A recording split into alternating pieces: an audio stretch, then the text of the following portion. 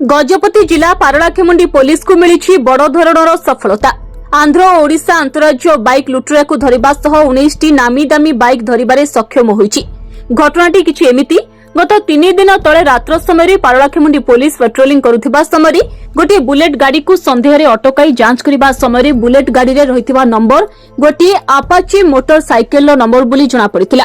जहां भित्ति करी संपृक्त बुलेट आरोही को अटकाई पचराउचरा करबा समय आंध्र प्रदेश पलासा अंचल आर रघुनंदन ओरफ रघु प्रधान बोली जणा पड़िथिला।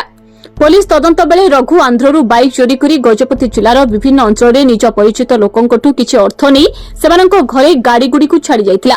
मिलिथिबा 19 टी बाइक मध्यरु 18 टी बाइक आंध्र प्रदेश रो होइतिबा बेले गोटी ओडिसा बोली जणा पड़िछि। गाड़ी गुडी को आंध्र प्रदेश टेकिली, काशीबुगा, सोमपेटा, पारावाड़ा, मंजुसा, चिपुरुपाली थाना अंचल लोकंको बाइक बोली जानिबाकु पाइछि पुलिस। तेबे ई घटना रे अभियुक्तंको बयान अनुसार 19 टी बाइक व्यतीत आहुरी अनेक बाइक जिलार विभिन्न स्थान रे रखिथिबा अभियुक्त स्वीकार करिछि। तेबे ई घटना रे अन्य केउ माने संपृक्त अछंती कि नहीं और अन्य केउ जगह बाइक गुडी को रहिछि से सब तमाम तथ्य को आधार करी तदंत जारी रखिछि पुलिस।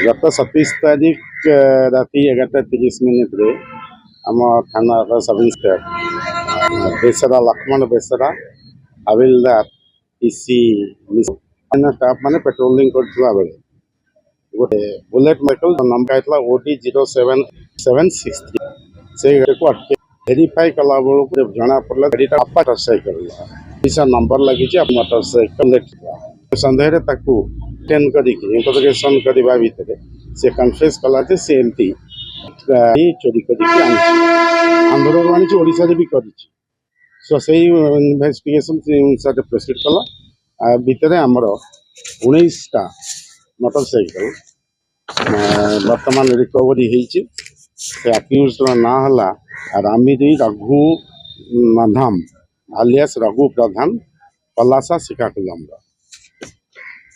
वर्तमान सुधा आम 19 टा गाड़ी रिकवरी होती 18 टा गाड़ी मोटरसाइकिल होची आंध्र प्रदेश विभिन्न जगह आनी ओडिशा रे गोटे गाड़ी अच्छी आउ से कन्फेस करुच्ची आहरी ओडिशा रे भी गोटे गाड़ी चोरी करुच्ची तेणु ताकू आम फर्दर इन्वेस्टिगेशन रखीचु आउ केमती रिकवरी करिबो। गजपति गिरिधारी परिछांक रिपोर्ट धरित्री लाइव।